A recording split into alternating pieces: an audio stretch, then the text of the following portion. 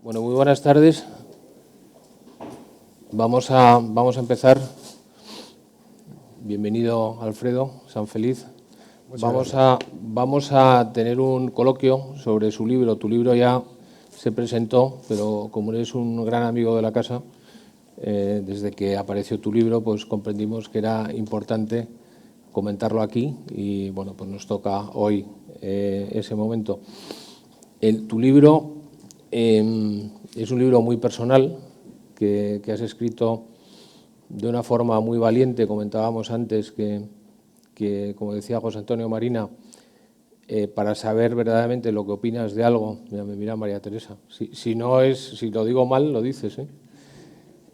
Para saber lo que opinas de algo, lo único que puedes hacer es escribirlo, porque si no, hasta que no lo escribes no sabes verdaderamente cuál es tu opinión.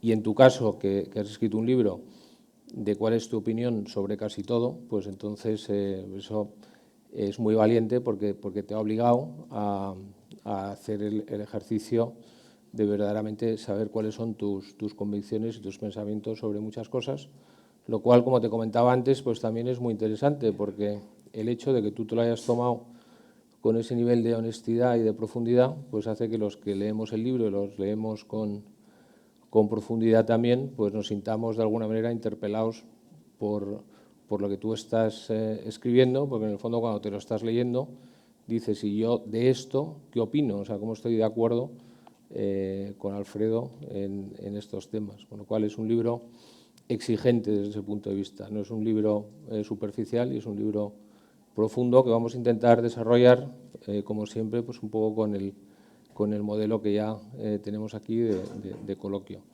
Entonces yo, aparte de darte la bienvenida, te quería hacer la primera pregunta, que es la que hacemos siempre a la gente que viene a hablar de su libro, que es ¿por qué has escrito este libro? Bueno, muchas gracias. Antes de contestarte, déjame que dé gracias a Avante, muy especialmente a ti, Santiago, y transmitir un poco la alegría que me da estar aquí en un sitio precisamente tan serio en el sentido del dinero, ¿no? Que para mí era importante que este libro, que habla bastantes cosas, no de manera técnica, ¿no? Pero sí unas visiones especiales sobre el mundo económico, pues que alguien con vuestro rigor, vuestra solidez, pues vea valor y vea esa profundidad o esa no superficialidad. Y para mí de verdad que es muy importante, ¿no? Yo os lo agradezco muchísimo. ¿Por qué he escrito el libro? Porque a mí me gusta mucho escribir, llevo escribiendo muchos años, pero escribía siempre en mi diario muchas reflexiones, muchas cosas, muchos desahogos personales, ¿no? De interpretando un poco el mundo, por qué pasan las cosas, ¿no? Y qué nos pasa y por qué nos pasa, ¿no? Y entonces, pues decidí, llevaba tiempo diciendo, joder, algún día tendré que escribir un libro, pero realmente al principio supone una especie de losa mental que yo pensaba que nunca sería capaz, pero poco a poco uno se pone y ese aspecto, vamos a decir, de granito a granito hacerlo, se va superando y luego falta superar la parte del atreverse a publicar una cosa de este estilo, ¿no? Que realmente yo empecé escribiéndolo pensando, como dice y explico en el libro, diciendo cómo me voy a atrever a publicar esto y realmente terminé diciendo cómo no me voy a atrever. O sea, solo faltaría que no pudiera realmente publicar lo que pienso, lo que creo, tratado respetuosamente hombre, y pretendiendo no hacer el ridículo, ¿no? Con lo que digo, lógicamente, ¿no? Pero para mí el libro en ese sentido ha supuesto un enorme camino hacia una libertad personal que antes no la tenía, que era poder opinar lo que uno opina o explicar las perspectivas que uno ve. Y igual que un pintor es más realista, más figurativo y otro más abstracto, bueno, pues yo pinto como yo veo las cosas y este libro escribe o está escrito como yo veo las cosas, que desde luego es algo muy en mí que mezcla bastante la parte más racional, más intelectual, más reflexiva con todo un universo, vamos a decir, emocional, sentimental, de profundidad, si quieres, interna, que para mí es algo inseparable en el funcionamiento del ser humano y es un poco lo que el libro hace, ¿no? Pretendía ser una explicación de por qué el mundo está un poco tan loco, vamos a decir, tan sin rumbo, ¿no? Pues yo pretendía explicarlo y bueno, y esta es un poco mi explicación en el libro, ¿no? Oye, una cosa, porque yo se lo he tenido que explicar a mucha gente, ya que te tengo a ti delante, pues que se lo expliques tú. El título, ¿por qué ruso y bitcoins? Bueno, el título básicamente porque el libro, si tuviéramos que decir dos grandes ideas, bueno, hay más, pero si se quiere dos grandes ideas, una es que nuestra sociedad tiene un contrato social que está muerto, vamos a decir, está obsoleto, está derogado, está sin aplicación, ¿no?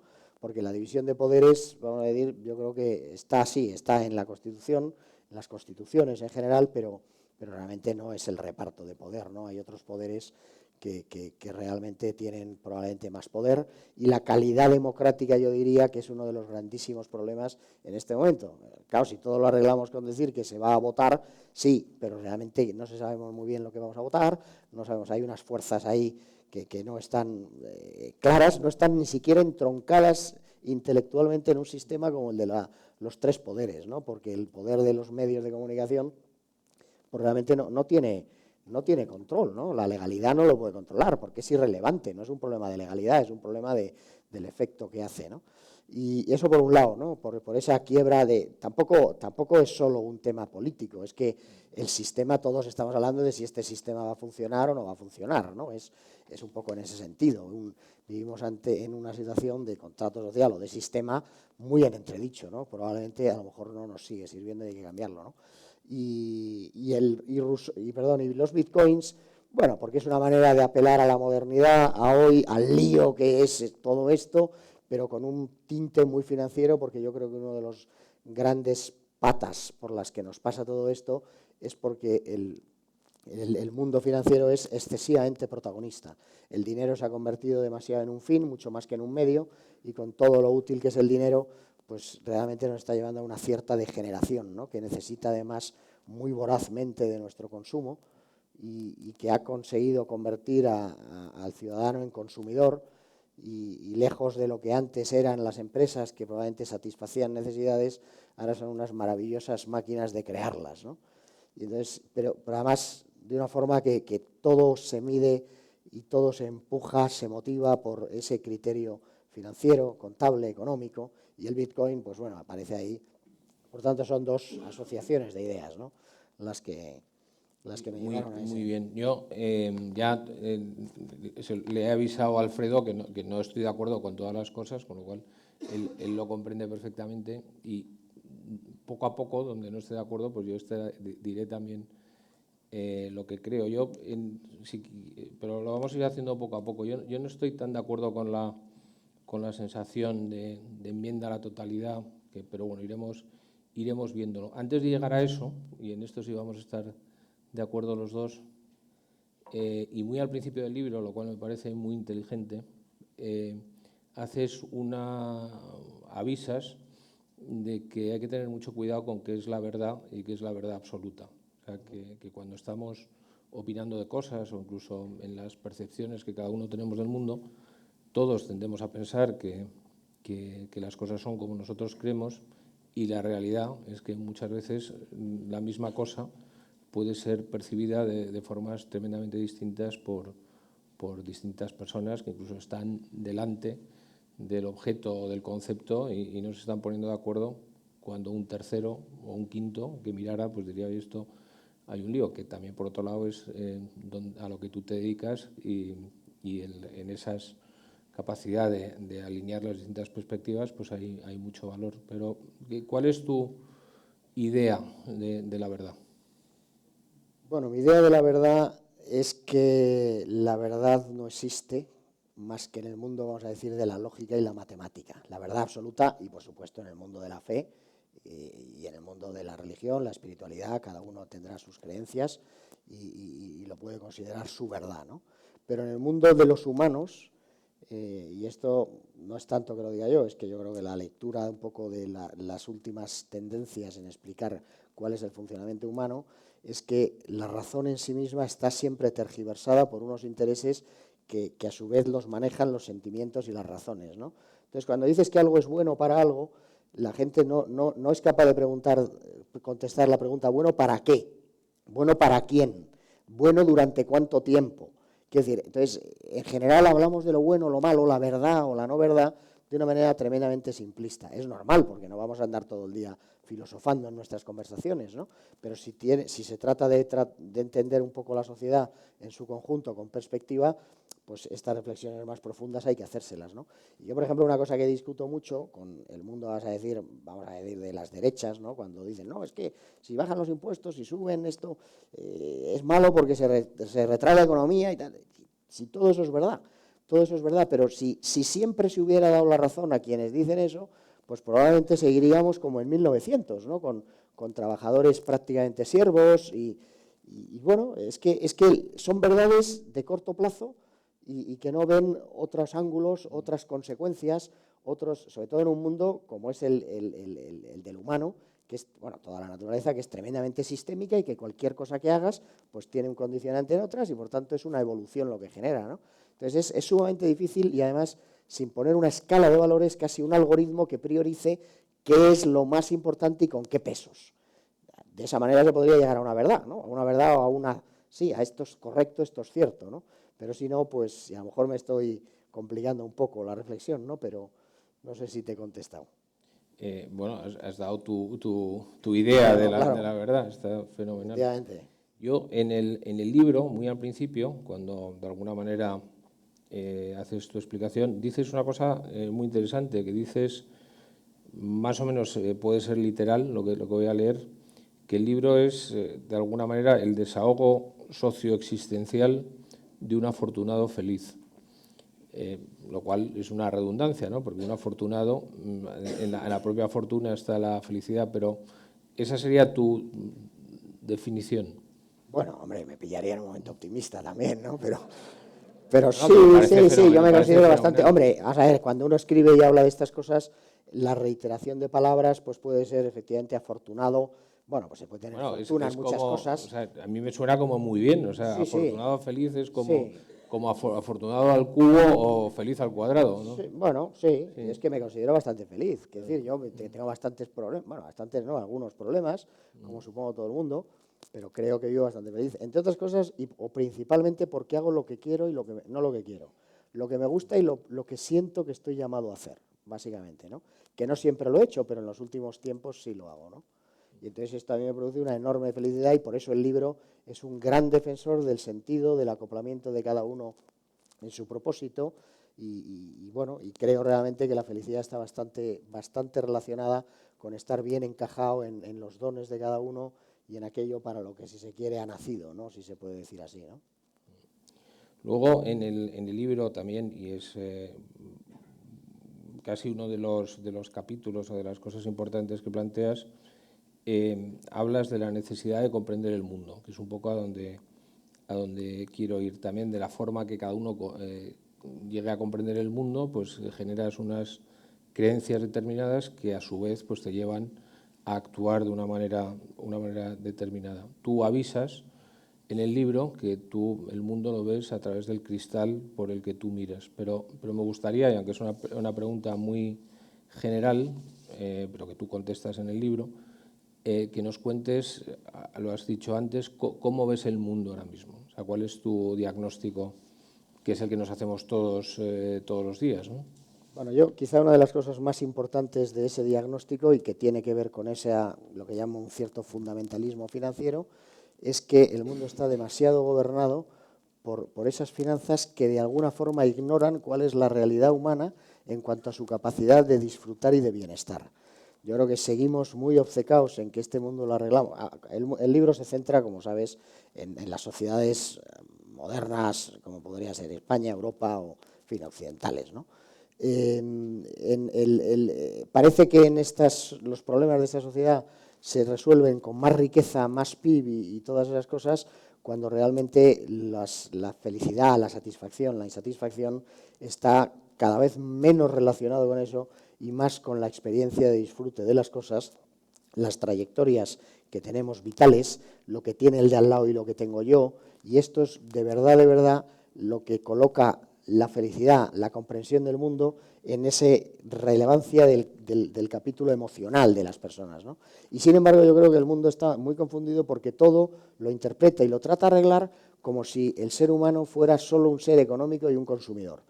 Insaciable, que lo somos, porque en el fondo lo somos, pero sin darse cuenta que hay otras maneras, otros factores, otros ángulos del bienestar que cuando ya somos tan ricos como somos aquí, porque somos muy ricos, es que es muy difícil ser más rico ya de lo que somos. Lo seremos porque el tiempo es inagotable, pero yo no puedo ser más rico teniendo más teléfonos, cambiando de coche más rápido, más veces, teniendo más...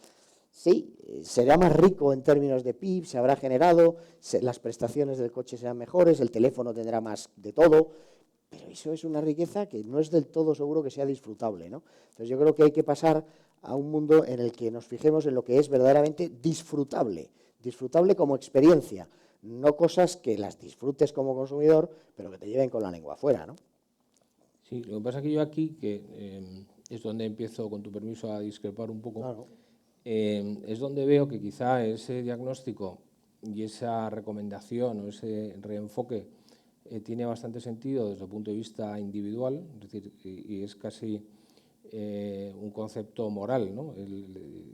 Que si lo haces bien te va a llevar a una situación mejor, pero yo creo que desde el punto de vista más global, más sistémico, si nosotros ponemos el mundo en su totalidad, la cantidad de seres humanos, que habrá 7.000 y pico largos millones de personas en el mundo, claro, hay mucha riqueza en una zona determinada, que me parece que no llegamos a 1.000 millones de personas en Occidente, habría otros 1.000 millones de personas que no son occidentales, que tienen un nivel económico parecido al nuestro, con lo cual estaríamos unos 2.000 millones de personas en el mundo con un nivel de riqueza media, más arriba, más abajo, parecida a la nuestra, pero tenemos otros 5.000 y pico millones de personas que, si el mundo no es más rico en su conjunto, nunca van a poder llegar a unos niveles mínimos. O sea, desde ese punto de vista, parar el progreso en este momento sería bueno para algunos,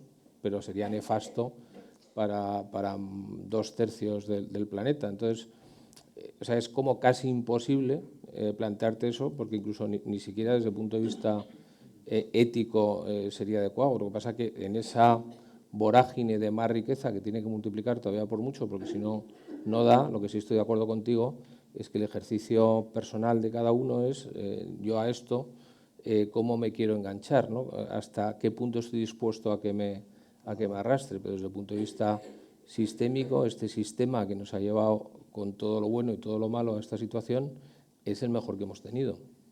Yo en el libro digo que es el mejor que hemos tenido, que hasta ahora ha funcionado de maravilla. Digo también que si hay alguna razón para seguirlo teniendo es para repartir esa riqueza a todos esos, aunque hablo poco de eso y expresamente lo digo, que este libro no se centra en eso, con toda la importancia que tiene, pero que habla de otras cosas. Y sí estoy de acuerdo, pero eso está dicho, Santiago, desde una mentalidad de una sociedad de la escasez, no de una sociedad de la abundancia. Realmente hay riqueza en el mundo como para poder sacar de la pobreza a todos los que lo están. Lo cual no quiere decir que yo sea un buenista, porque soy todo lo contrario. No, pero eso es así, pero hay que hacerlo. Hay que hacerlo. O sea, y es verdad que hoy... O sea, tiene que haber fábricas en la India, tiene que haber fábricas en África. Claro que sí, claro que sí, sí, sí. Es que yo no tengo la solución. Sí. O sea, el libro no ofrece una solución, ofrece algunas ideas que tienen que ver con las personas, de 1 más 1 más 1, de ir mirando la vida, mirándose a sí mismo y mirando su bienestar, encontrándolo en otras cosas distintas a la riqueza, ¿no? Entonces, en ese sentido, yo creo que es que estamos tan aturdidos con esa mirada financiera que no pensamos que se puedan mirar las cosas de otra manera, ¿no? Eso es lo que yo creo. De hecho, hay muchísimas contradicciones que en el libro se hablan que te ponen de manifiesto los absurdos. Decimos que no vamos a tener pensiones porque no va a haber gente para trabajar para pagar las pensiones. Pero a su vez estamos diciendo que el problema es que va a haber paro porque nos vamos a robotizar y entonces nadie va a trabajar. No sé, son miradas que no se cruzan cuando la riqueza, la capacidad de generar riqueza es inmensa. Y tiene cada vez menos que ver también con las personas, en el fondo, ¿no? Con la riqueza disfrutable, como decía el fundador de Google, que menciona ahí también en el libro, ¿no? Si solo trabajara el 10% de la población, probablemente seríamos más ricos, ¿no? Si mandáramos todos esos funcionarios que nos hartamos de decir que sobran 1 millón y que no hacen más que molestar y cargar y gastar, pues yo muchas veces digo, bueno, pues vamos a mandarlos a casa, pero les vamos a pagar el sueldo. No, porque no se puede, es imposible. Es decir, y esta es la mentalidad en la que vivimos. Bueno, pero yo creo que yo creo que la tecnología elimina ciertos trabajos, pero abre la posibilidad de otros, ¿no? Eso es Aquí lo que se ha tuvimos dicho a siempre. Oppenheimer hablando aquí de eso. Eso es lo que se ha dicho siempre. Pero ahora mismo el sistema de remuneraciones de premios y castigos está básicamente centrado en la rentabilidad. Cada vez menos, porque ya oyes a Larry Fink, oyes el round table, o sea, lo que yo digo tampoco es una cosa que no esté pasando ya, Cuando ves Larry Fink, que es el CEO de BlackRock, que este año a principios en su carta a los directivos o CEOs de las empresas en las que participa, habla de que el propósito, la función social y que la rentabilidad tiene que estar muy por detrás de todo eso, ¿no? Los del round table en agosto, estos del Foro Económico también han dicho algo parecido, ¿no? Es decir, rentabilidad, por supuesto, sí, pero antes vamos a empezar a colocar también otras cosas, ¿no? Sí, bueno, Larry Fink lo que dijo es que lo iban a mirar, pero si Larry Fink... Está escrito, ¿eh? Sí, que está escrito, pero si Larry Fink empieza a decir que no le va a preocupar la rentabilidad de las empresas en las que invierta, deja de llegarle dinero a BlackRock. O sea, Pues, digamos que nosotros fuimos muy sensibles a eso porque, entre otras cosas, compramos fondos de BlackRock, lógicamente, entonces quisimos tratar de entender qué estaban haciendo. Pero yo creo que de ese mensaje que lanzó Larry Fink se han sacado una historia... yo he leído varias veces la carta y Sí, me sí. quedo asombrado, ¿eh? Sí, Yo he leído varias veces la carta y me quedo pero asombrado lo que en una página y media. lo que habría que mirar lo que dice. en esos 2 años, en cuántas empresas ha dejado de invertir BlackRock. No, bueno, no lo sé. Claro, es que yo sí. Bien, bien, pero te quiero decir que si lo dices por algo, o sea, Sí, que el mensaje está muy bien, el mensaje me parece fenomenal y creo que las empresas inteligentes tienen que tener más sensibilidad, pero que muchas veces esas proclamas, y en esta concreta que me la sé porque me la he estudiado, tienden a ser mucho más proclamas y luego si nos basamos mucho en eso, realmente el mundo luego no está cambiando tanto como parece. Pero bueno, volveremos, porque como el tema del dinero lo quiero volver a tocar, volveremos. Quería que comentaras una frase que me parece pues una sentencia, una cosa que dices que me parece muy potente, que realmente lo que necesitamos, yo creo que esto es quizá más a título individual, pero bueno, se puede aplicar a una zona amplia a título colectivo. Lo que yo necesito realmente es menos necesidades. Claro. Es que yo te decía antes, ¿no? Creo que hemos cambiado la finalidad de las empresas de satisfacer necesidades a crearlas, ¿no? Hay una maquinaria extraordinaria para poder seguir creciendo cuando se tiene todo, se tiene comida, se tiene bebida, se tiene transporte, se tiene calor, se tiene teléfono, se tiene todo. Es verdad que todo se puede ir utilizando, pero es que hay que ir creando nuevas necesidades, ¿no? Entonces, realmente somos unas personas que nos acostumbramos además muy rápido a las necesidades, y una cosa que en el libro sí desarrollo un poquito es que la necesidad no produce demasiado bienestar, produce necesidad, que cuando la tienes sufres, pero que realmente cuando la disfrutas es una necesidad, ¿no? Y además estamos consumiendo y gastando el periodo de conquista de las cosas nuevas y buenas, en lugar de disfrutarlas deseando algo que vislumbras, que hombre, esto podría ser útil, podría ser bueno, y por tanto lo deseas, lo anhelas, lo empiezas a disfrutar, bueno, y cuando lo tienes ya, a los 2 días es una auténtica necesidad, no solo una necesidad, es que el teléfono ya casi tienes que empezar a pensar en tener otro, ¿no? Entonces yo creo que esto es lo que yo digo varias veces, que vamos demasiado con la lengua afuera, y esto es el bueno o es malo. Hombre, sí es bueno, pero es bueno depende de cómo lo mires. Tiene un lado bueno y tiene un lado malo. Porque yo estoy personalmente, pero esto, como tú dices, esto lo comparte mucha gente cuando lo lees. Estos son los comentarios que más la gente agradece del libro, ¿no? Y bueno, es que es verdad, todo eso que dices, es que yo no quiero más teléfonos, yo no quiero más esto, pero es que tengo que hacerlo. La lucha con el wifi en las casas es una locura. Y hace 8 años no hacía falta, ¿no? Y ahora el wifi de 5ª generación, y bueno, déjenme tranquilo ya con el wifi, ¿no? O sea, esto es un poco lo que yo digo, ¿no? Es una creciente creación de necesidades que no están a mi servicio en el sentido de bienestar, ¿no? Están al servicio de la maquinaria, que es imprescindible para ese crecimiento y a la larga para dárselo a esos otros países, que estoy de acuerdo, ¿eh?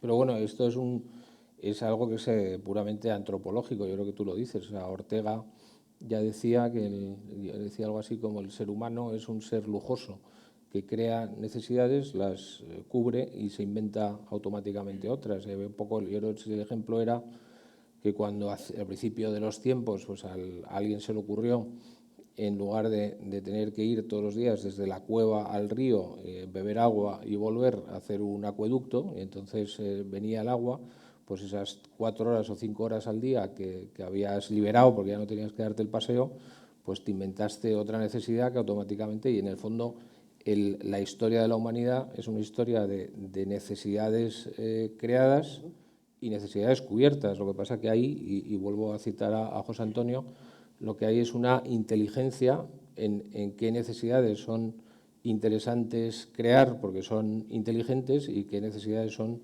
absurdas, con lo cual lo que estás es haciendo una espiral, ¿no? Un bucle, ¿no? Yo estoy de acuerdo con eso, ¿eh? Es decir, todo esto que dices es verdad, que el ser humano es eso, siempre lo ha sido y siempre lo será. Lo que pasa es que yo creo que ahora estamos en un riesgo de pasarnos de vueltas, lo creo realmente, ¿no? Es tal la velocidad que estamos muy en ese riesgo, ¿no?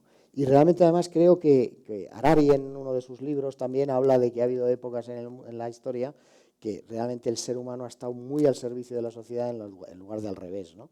La sociedad debería ser algo que nos beneficiáramos, ¿no? Y la maquinaria, la economía. Y ahora mismo yo creo que nos necesita demasiado para sobrevivir, ¿no? Que este es un poco el reto que yo creo que tiene.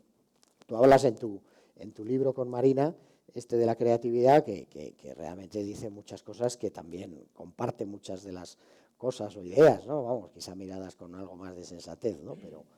Pero hablas también de algunas cosas estas, de la necesidad de crear un nuevo, no, me parece que es Innerarity, ¿no? Daniel Innerarity o algo así, Sí. que lo habla, ¿no? De la necesidad de crear una nueva economía, que yo también la hablo, no sé si en el libro hablo ya de los amables, que tenga un sistema de reconocimiento que se premie otra cosa, porque no sé si tiene del todo sentido premiar algo que deja sin trabajo a miles de señores por más que meta una eficiencia extraordinaria. Sí, es un sistema nuevo y una startup y tal. O sea, sí, pero como digo, depende. Entonces, hay que empezar a mirar más el depende, porque además esto no vivimos en un absoluto, vivimos una vida. La trayectoria de los humanos es lo que importa. Los que estamos aquí, mientras estemos, nuestra trayectoria tiene que ser feliz. No es para que la siguiente generación, que le pasará lo mismo, ¿no? Por tanto, yo creo que hay que ser prudente con las nuevas innovaciones, que qué destrozo generan también, ¿no? Yo creo que es algo que debía estar un poco en la balanza, ¿no? Sí, bueno, ahí, o sea, eso tiene una dimensión que luego llegaremos, que es muchísimo más, o potencialmente mucho más nociva todavía, pero ya que me has dado pie, has citado el libro, por no autocitarme, pero sí es verdad que en ese libro hablábamos de la necesidad de que y está escrito relativamente poco después de la crisis, y una de las cosas en las que tratábamos de alertar era que había que ser muy sensible en la gestión de las empresas a no solamente ganar dinero, que no tiene que ser la función principal, sino a generar un buen entorno, entre otras cosas porque ese buen entorno es favorable para la propia empresa. Y de hecho pusimos una frase que la idea famosa de Milton Friedman, que una empresa solamente tendría que pensar en ganar dinero y olvidarse de todo lo demás, era una idea malísima. O sea, en ese sentido, ahora de esto se está hablando mucho, pero yo creo que eso es un extremo, y otro es pensar que tenemos que renunciar de alguna manera al progreso, porque, bueno, quizá las épocas de la historia se diferencian un poco. Nosotros hemos tenido la suerte de vivir las dos. Somos una generación, tú y yo somos prácticamente del mismo año, somos una generación, en ese sentido, no sé si afortunada o no, pero por lo menos quizá lo difícil es vivir el contraste. Hemos vivido al principio de nuestra infancia la idea de que el futuro era horrible porque los rusos apretaban un botón y teníamos un futuro nuclear. O sea, el planeta de los simios viene después de que todo desaparece, ¿no? Y teníamos películas de esas todos los días, y de repente cae el muro de Berlín y tenemos 20 años en los cuales parece que el futuro va a ser maravilloso, nunca nada malo va a pasar, y además en la soberbia de Occidente llegamos a pensar que si quitamos un dictador de un país islamista, pues luego iba a venir detrás pues una democracia perfecta y que todos iban a ser como nosotros. Nos equivocamos mucho porque luego vino la crisis y lo que nos hemos dado cuenta es que los que estamos en riesgo somos nosotros, que es un poco la época que nos está tocando vivir ahora. O sea, hemos vivido una época donde el progreso era bueno, tú lo dices en tu libro, el progreso era bueno sin cuestionártelo, y ahora estamos quizá en una época donde el progreso es casi una distopía y todos tenemos la sensación, bueno, es una cosa que se dice continuamente, ¿no? Que los hijos van a vivir peor que los padres, que es una cosa que no ha pasado nunca. O sea, a lo mejor ahora pasa, pero normalmente las sociedades tienen soluciones mucho mejores para los problemas y en años, y a la velocidad que va esto, pues tendrán otros problemas distintos, pero a lo mejor hay... Entonces, en ese sentido, tú tienes una idea muy concreta respecto al progreso, que hay que progresar con cuidado, pero no creo que tengas una idea de no progreso, ¿no? No, yo lo que soy es crítico con la limitación de connotaciones o variables que hoy en general se utilizan en la palabra progreso. Yo digo que progreso debía tener una palabra debía ser mucho más rica y por tanto, y que se usa muy banalmente y a veces lo rechazo, el uso de progreso porque se limita a más, vamos a decir, más prestaciones, más índices, más de esas cosas medibles, ¿no? En el mundo campo económico, vamos a decir, y desprecia esas otras que son tremendamente importantes para el verdadero bienestar experimentado, ¿no? O sea, yo es que reconozco que soy una persona que da una enorme importancia a lo que es la experiencia de vida, no lo que tengo, sino lo que experimento con lo que tengo. Y en el libro, no sé si en el libro lo cuento, o lo he contado en alguna charla que he dado, ¿no? El coche. Mi coche de hoy es infinitamente mejor que el de hace 30 años, pero no lo disfruto más. Pero en absoluto lo disfruto más. Tenía un coche fantástico entonces y tengo un coche fantástico hoy. Y esto es lo que te sitúa en que realmente es absolutamente relativo y cuando queremos y todo lo medimos en más y más, es un error. Lo cual no quiere decir que el ser humano se pueda quedar parado, que no lo creo. Claro que tiene que seguir andando, tiene que buscar una mejora de vida, pero metiendo en ese progreso unas variables que tengan mucho más que ver con una humanización, con un desarrollo personal, un encontrar cada uno su sentido, un estar acoplados, en fin, un aprender a vivir, más autoconocimiento, más desarrollo personal. Bueno, sí, sé que es un poco echar flores y nada más, ¿no? Pero es que creo que al final es un poco hacia donde vamos, aunque de manera muy superficial, ¿no? No, sí, yo cuando pienso, y he estado leyendo tu libro, y cuando hablo contigo, pues yo creo que la diferencia fundamental que yo veo, donde creo que está más mi discrepancia, es que todo lo que tú dices, yo creo que aplicado al individuo, uno por uno, me parece perfecto, o sea, totalmente correcto. O sea, yo creo que desde el punto de vista de proyecto biográfico de cada uno, desde el punto de vista incluso de criterios éticos que hay que tener y principios, me parece perfecto. Lo que yo tengo más duda es que desde el punto de vista sistémico, el salto a que eso se aplique como una forma de funcionar todo el mundo es más complicado. Y me parece más especialmente complicado cuando hablamos de temas concretos de dinero, o sea, en la parte de Bitcoin del libro, porque yo creo que o sea, en el fondo tu planteamiento es casi todo de lo que está pasando, la culpa la tiene el dinero, ¿no? Un poco una sociedad nublada por el dinero. Pero el dinero ha sido el problema de la humanidad desde siempre. O sea, el Eclesiastés, que está escrito hace unos miles de años, ya hablaba del problema. En los evangelios ya estaba el problema del ojo de la aguja y del rico. Tiene muchos problemas o sea, el problema, el becerro de oro está en el Antiguo Testamento. O sea, la sociedad ha tratado desde hace muchísimo tiempo de convivir con esta exuberancia. O sea, yo creo que no es la primera vez que nos enfrentamos a esto, ¿no? ¿Por qué tú crees ahora que es peor? Es un terreno donde vas a tener más regate que yo seguro, sí. Pero vamos a ver, yo creo que ahora es de nuevo exagerado. La economía financiera yo creo que tiene demasiada presencia. Y realmente hoy yo creo que vivimos un mundo donde la gente, y lo digo también en el libro, los ingenieros, los abogados, tal, acaban yéndose todos a ese mundo, vamos a decir, de las transacciones, de los mercados, de las finanzas. Es en el único sitio casi donde se puede ganar dinero de verdad, para vivir bien, bien en el sentido tradicional, económico.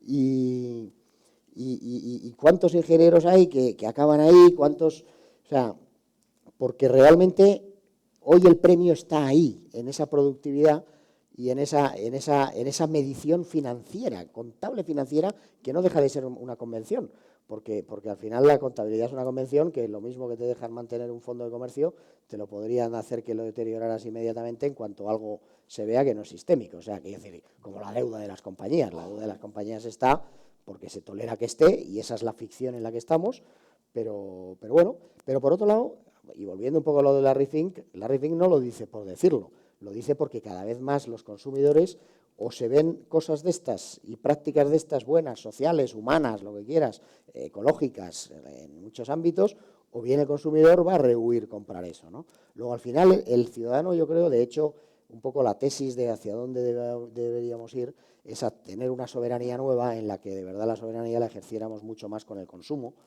sabiendo qué es lo que consumamos, premiando y castigando a las compañías que hacen las cosas bien, entendiendo bien no solo buscar una rentabilidad, sino muchas otras cosas, ¿no?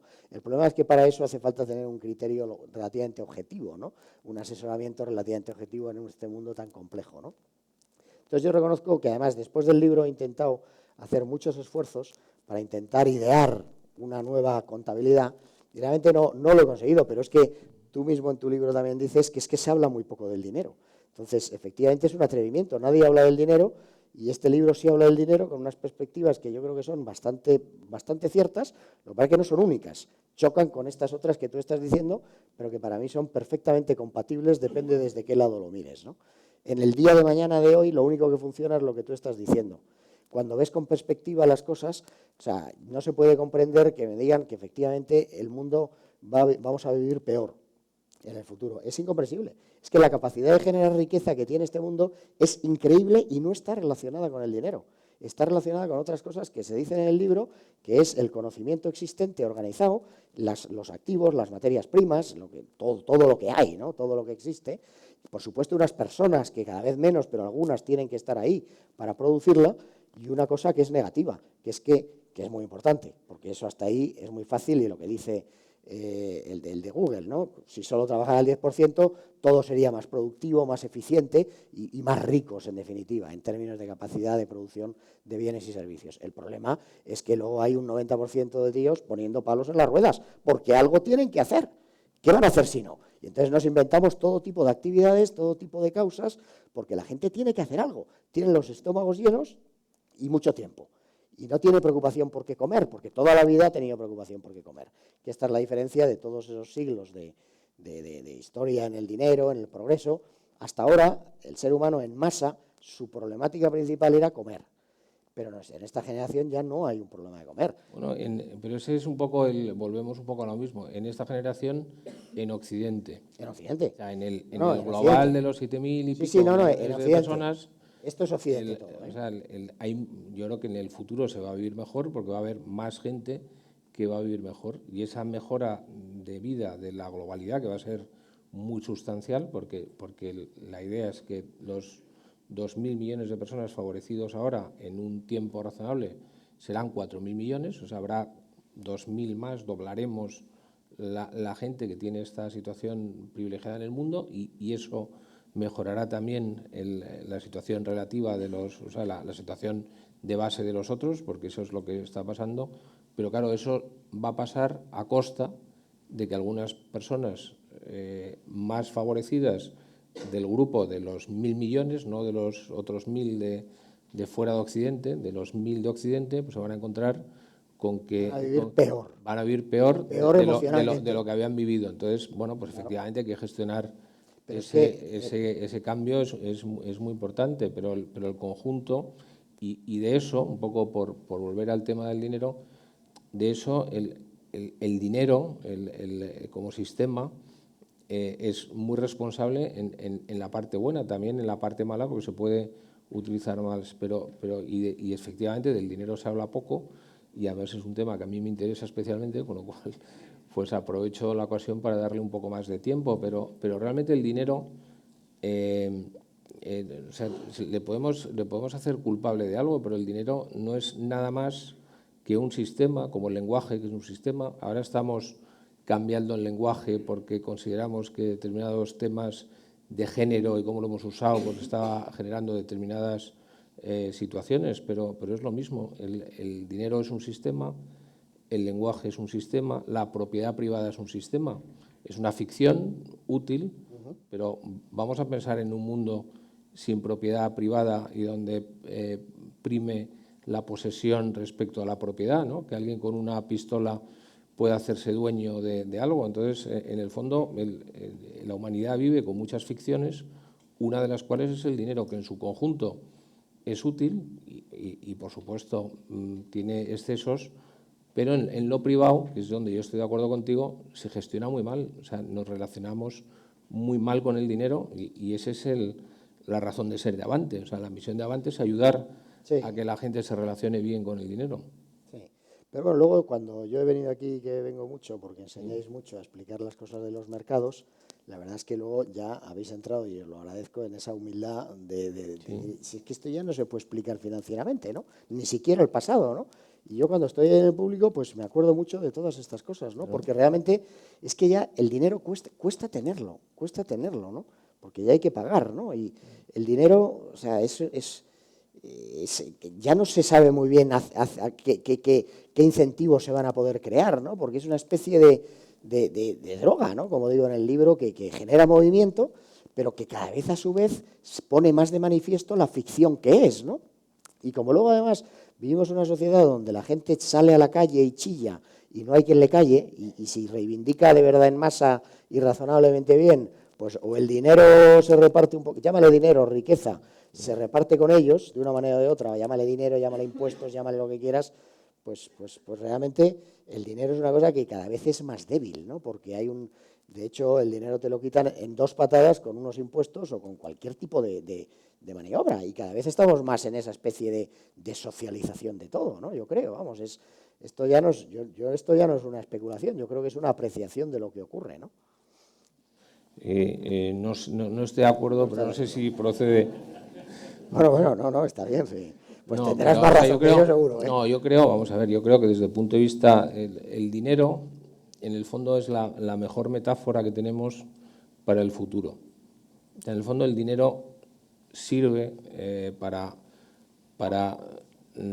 transferir capacidad de compra o capacidad de valor en el espacio y sobre todo en el tiempo. O sea, en el espacio ya está muy conseguido, le damos a la tecla y el dinero se mueve por cualquier parte del mundo, pero sobre todo en el tiempo. Entonces, en la medida que tú, gracias al dinero, que en el fondo lo que te está dando, el dinero, lo que es de verdad, lo más importante que es el dinero, es una unidad de medida.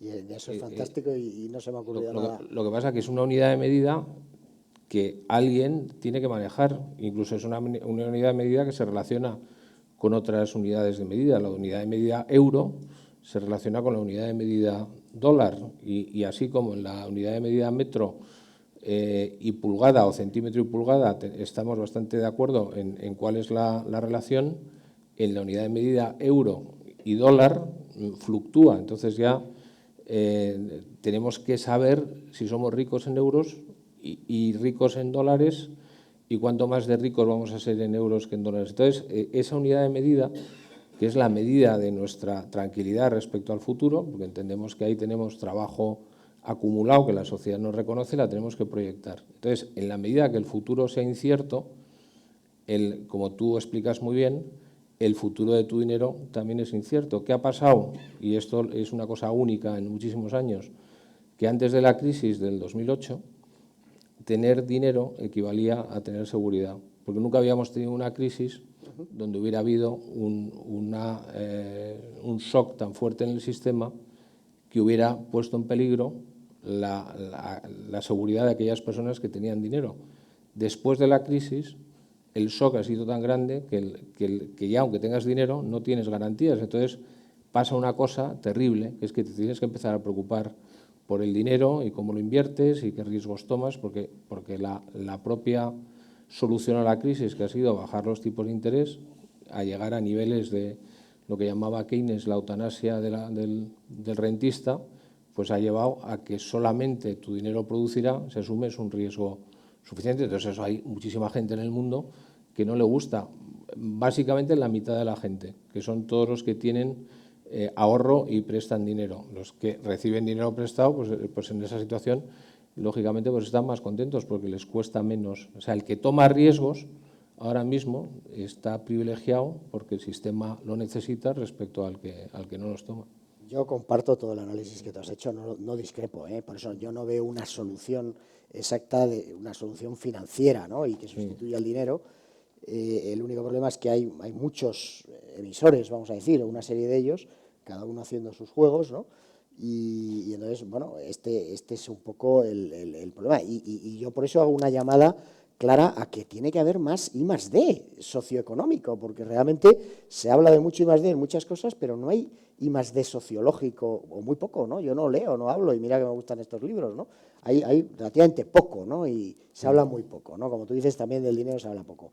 Y de lo que decías de la apuesta y del riesgo, claro, es que hoy el dinero antes daba seguridad, hoy ya no. Hoy es un Monopoly o un póker, lo que pasa es que no todos tienen fichas para jugar, ¿no? O sea, hay muchos que no tienen fichas de momento para jugar y lo único que tienen es trabajo, ¿no?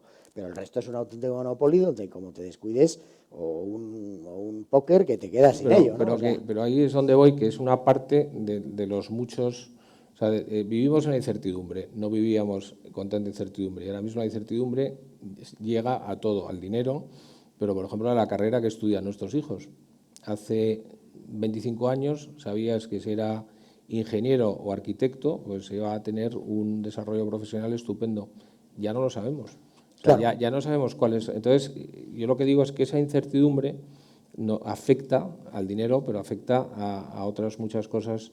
Pero bueno, quería pasar Déjame un segundito, sí. Santiago. Vivimos en una incertidumbre, pero en una sociedad rica. Y esto no es incierto, es, por lo menos en Occidente, rica. Y lo será siempre rica, salvo que nos peleemos. No es un problema de riqueza, es un problema de administrarla y de convivir con ella, no de riqueza. Riqueza hay mucha. Vivimos en una época de abundancia. Y el problema es que vivimos con una mentalidad de escasez sin prestar demasiada atención a que la clave está en cómo administrarla y repartirla. Y con esto no quiero ser socialista ni ser nada, no. Cómo de verdad hacer, porque por ejemplo uno de los temas de la geoemocionalidad con lo del Brexit es claro, es unos señores que eran alguien, de repente dejan de ser alguien, pero no es que tengan menos, es que ya representan menos en el ranking de quién soy yo, ¿no? Que es lo que pasará el día que todo el mundo sea rico, pues los europeos viviremos en ese sentido peor, porque ya no seremos los importantes, los privilegiados, tendremos de todo, pero ya nadie envidiará al europeo, ¿no? Y entonces eso pues genera una cierta insatisfacción, ¿no? En este mundo. Y esto es de lo que habría que intentar hablar, aprender, no sé, enseñar, casi, no sé. Es que es muy pretencioso pretender que el libro vaya a arreglar el mundo, ¿no? El libro es una llamada a estas miradas, ¿no? No es más que eso, pero perdona que te...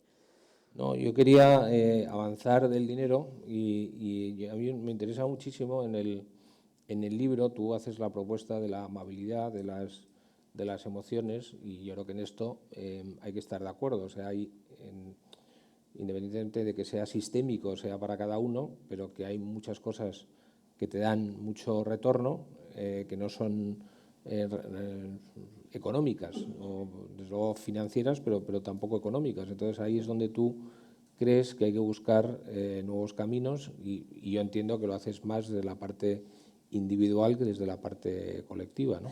No, pero yo creo realmente, yo trabajo, bueno, de alguna manera mi trabajo tiene que ver con encajar personas, hacer que se entiendan, todas estas cosas.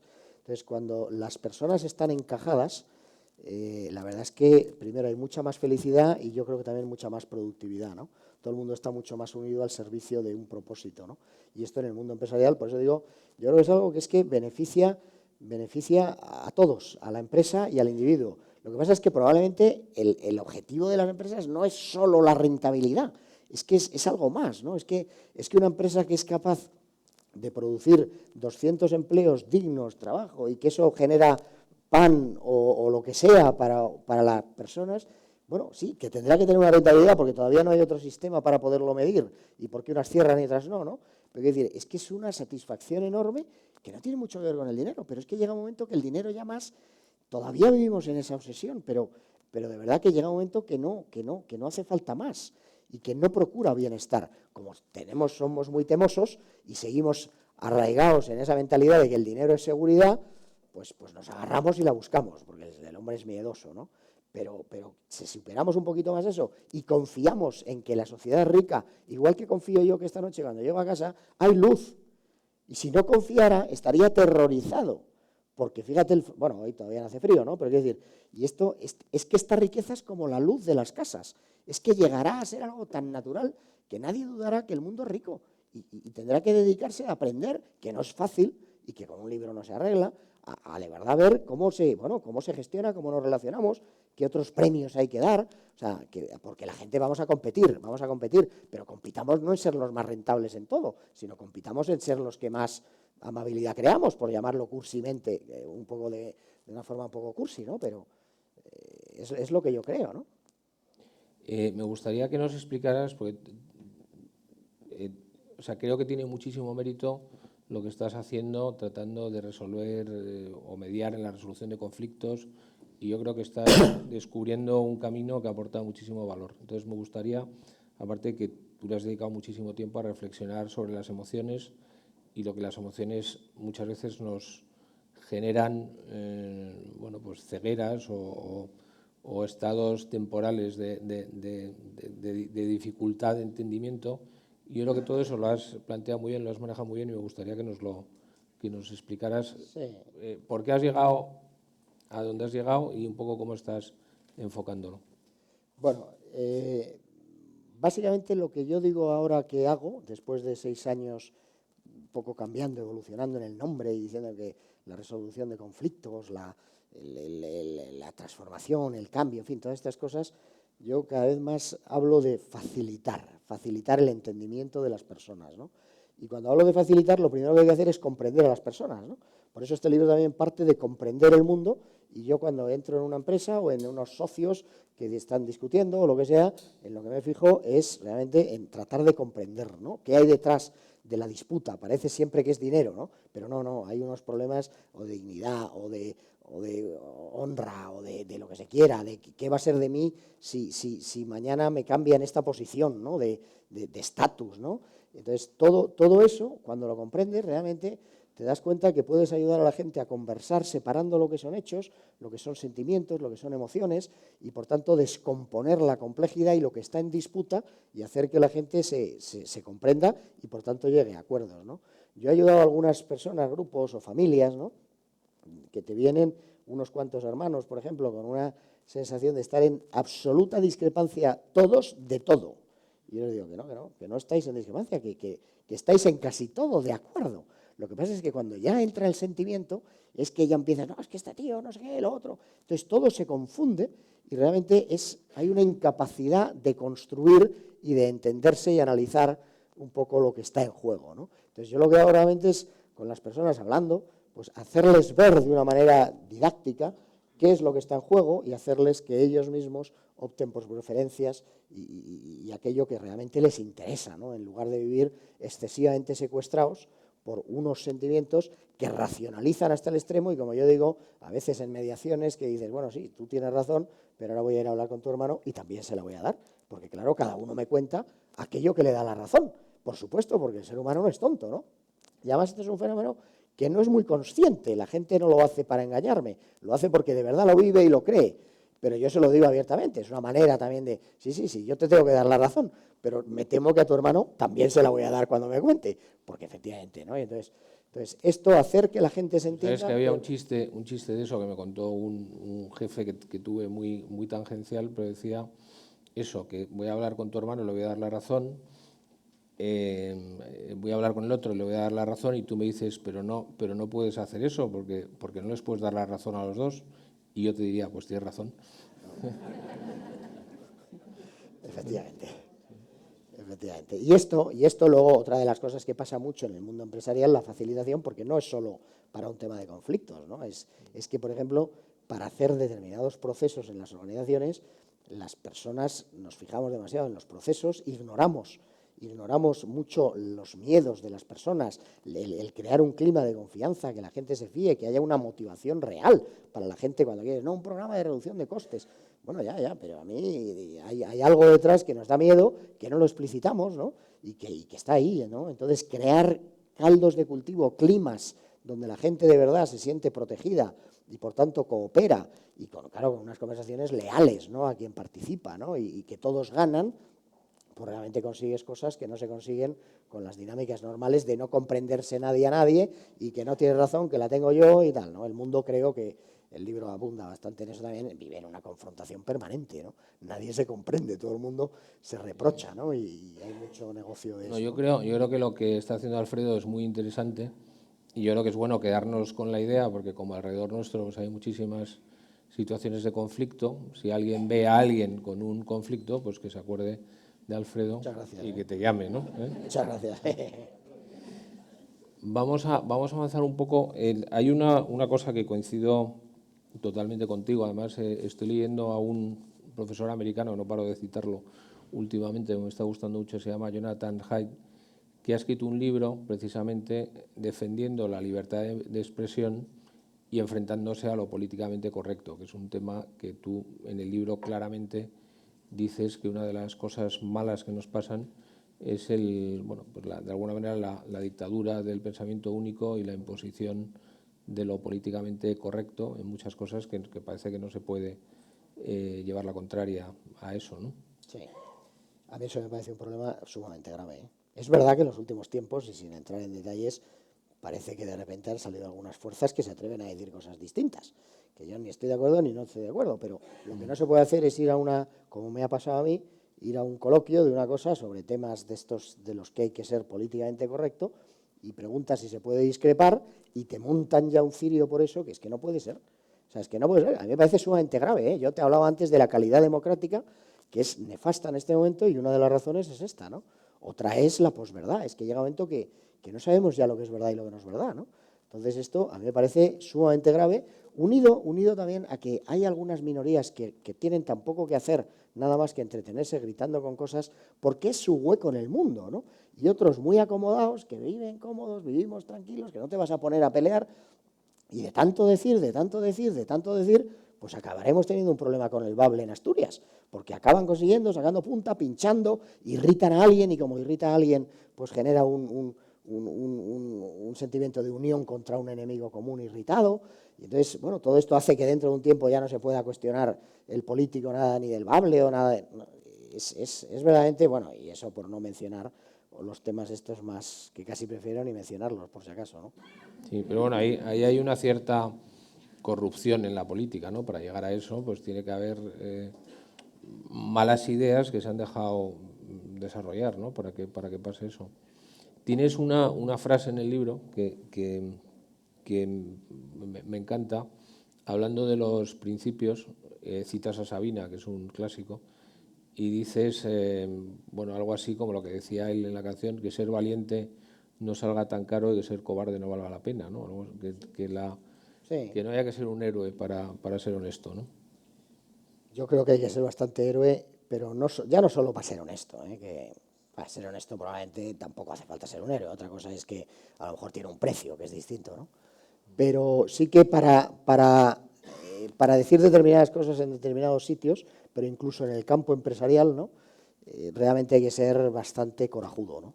Y enseguida te dicen, déjate de historias y tal, si esto está muy claro, lo que hay que hacer es, en fin, todo con unas visiones tremendamente cortoplacistas, sin una mirada un poco amplia, ¿no? Que valore cosas distintas y yo creo que vivimos en una vida muy mecánica también en el mundo empresarial, donde también el que opina algo con, vamos a decir, sensatez, o por lo menos en el campo de la sensatez, aunque sea discutible, en general no interesa porque es molesto, ¿no? Y bueno, y por supuesto en los campos, en esto de lo políticamente correcto, por supuesto, hay que tener un coraje espectacular, ¿no? Luego, ya llegando al final del libro, bueno, es tu afición, tu vocación, tu curiosidad es el conocimiento del ser humano, donde hay pues tu actividad de tratar de sacar a la gente de esos conflictos tienes también un enfoque del sentido común, ¿no? Ese sentido que es no es tan común, pero decimos que es el más común de los sentidos. De hecho, dices en el libro que hay varios tipos, o sea, que hay un sentido común que compite con otro sentido común. Volvemos un poco al tema de la verdad, ¿no?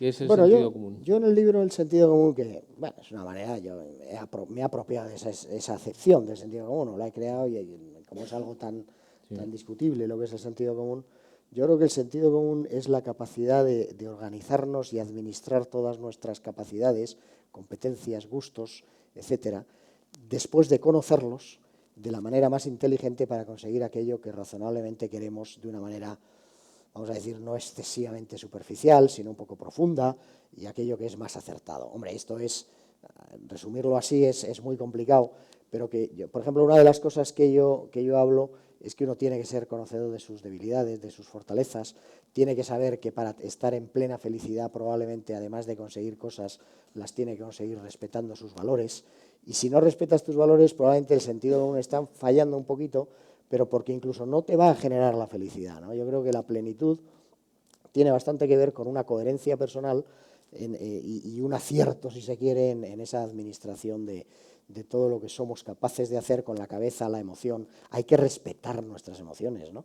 Pero no hay que estar secuestrado por ellas, ¿no? Por eso digo, todo esto son equilibrios, claro, son lenguajes que en fin, no son matemáticos, ¿no? Pero sí es esa capacidad de escuchar a todo nuestro ser en sus distintas facetas, ¿no? O ámbitos o centros, la cabeza, el corazón, las tripas, ¿no? La emoción, ¿no? Y administrarlas de la manera lo más inteligente, con una visión no excesivamente cortoplacista y al servicio, por supuesto, con un camino, que es lo que siempre somos. Yo creo, por lo menos soy un gran defensor de la vida como un camino, ¿no? En el que discurramos con felicidad, ¿no? Y eso tiene que ver bastante con estar satisfechos con cómo somos, ¿no? O por lo menos no tener fricciones, ¿no? Por ser como no nos Que gusta es un ser. poco donde están tus intereses ahora, ¿no? No sé si lo quieres compartir, pero me contabas que estás Bueno, estoy investigando escribiendo por ahora ahí, un ¿no? libro sobre... ¿Te refieres a lo del libro? Sí. Sí, estoy ahora escribiendo un libro sobre estas cosas, ¿no?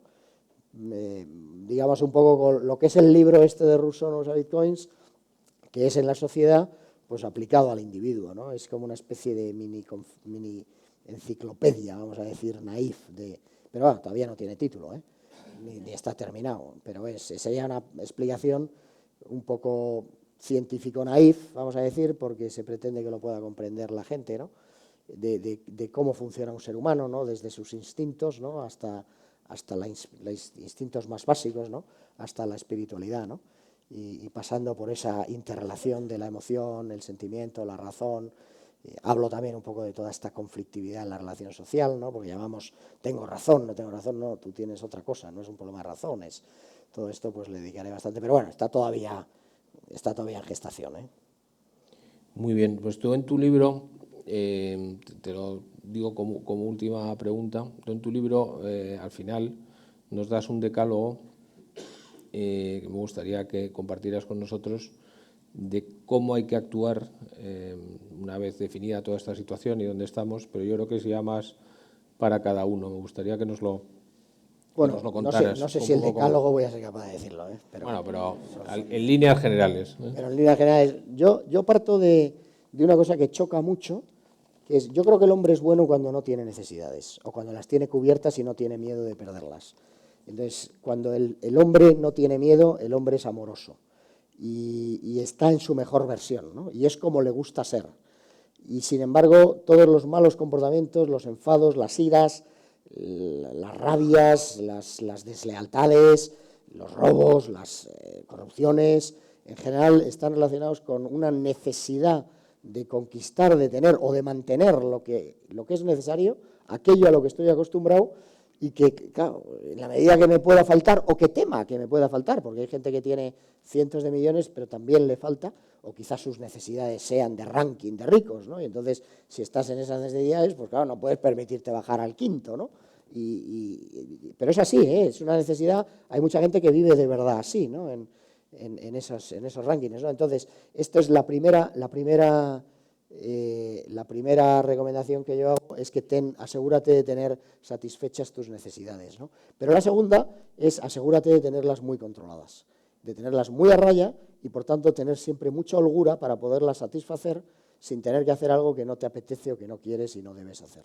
Y esto para mí es quizá el resumen más, bueno, luego entramos en en un camino de que proponte algo, hacer algo en la vida, ¿no? O sea, ten un objetivo, ten una actitud de gratitud, porque yo creo que probablemente hay muchas cosas por las que podemos dar gracias, ¿no? Y hay que fijarse mucho más en eso que en otras cosas, ¿no? Bueno, y algunas otras cosas que de verdad, sinceramente, ahora mismo no me acuerdo, pero sí que creo que tiene mucho que ver con encontrar nuestro sitio en la vida, aquello que de verdad nos va, aquello que se acopla con nuestros dones. Lamentablemente, los dones son de las cosas más desconocidas para quien los tiene, porque nos resultan tan fáciles, ¿no? El que toca la guitarra, o el que habla en público, o al que lo que sea, le parece tan natural que no le pone mérito, ¿no? Cuando realmente es su mayor, no mérito, no sé si mérito, su mayor habilidad, ¿no? Y todos los demás se lo reconocen. Descubrir esto es fundamental, ¿no? Por eso yo hablo también, otra de las grandes recomendaciones es que dediquemos mucho tiempo a conocernos, porque conociéndonos sabemos eso, conocemos los dones, conocemos lo que nos irrita, porque hay cosas que son casi comportamientos primitivos, ¿no? Pero es bueno conocerlos, ¿no? ¿Para qué nos vamos a meter en la boca del lobo, ¿no? Pues todo ese autoconocimiento yo lo recomiendo también mucho, ¿no? Y por supuesto yo termino también con una necesidad bueno, de revalidar de cuando en cuando todas estas trayectorias de la vida, ¿no? Pensarlas, ¿no? Y yo creo que el mundo, el ser humano también necesita de una espiritualidad, ¿no? Yo lo creo, yo soy creyente, pero creo que incluso el que no es creyente en un sentido estrictamente religioso, ¿no? Una vez, yo creo que sobre todo en un mundo tan rico y tan saturado, pues yo creo que es especialmente necesario trabajar la trascendencia y la espiritualidad. Cuando un señor se levantaba y consumía toda su energía en buscar comida, en cazar, en sobrevivir, vamos a decir, pues la verdad es que bastante tiene, ¿no? Cuando nos levantamos y no sabemos muy bien qué hacer, más allá en fin, el que tiene la vida resuelta, me refiero, pues la verdad es que tiene demasiadas cosas para pensar y creo que la espiritualidad es un aquietamiento francamente saludable, ¿no? Y para uno mismo y para los del entorno, ¿no? Y vamos, algunas cosas se me olvidan porque eran 10. Pero... No, yo creo que lo has cubierto. Yo que me lo tenía mirado, lo has cubierto prácticamente todo. Bueno, pues yo creo que hemos pasado un rato magnífico gracias a tu libro. Yo creo que la capacidad de tu libro de interpelarnos y decir, oye, de esto que piensas, pues yo creo que lo hemos compartido con el público. Seguramente que todos se han quedado con alguna cosa de deberes, de decir, oye, y esto que han dicho, que tal, y yo de esto que pienso, yo creo que eso es importante.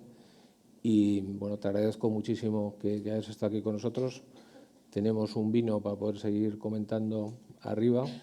Yo creo que hemos tenido una conversación en público, pero que la hubiéramos tenido fantásticamente igual, tomándonos el vino tú y yo, y lo he pasado muy bien. Y quería que te despidiéramos con un fortísimo aplauso.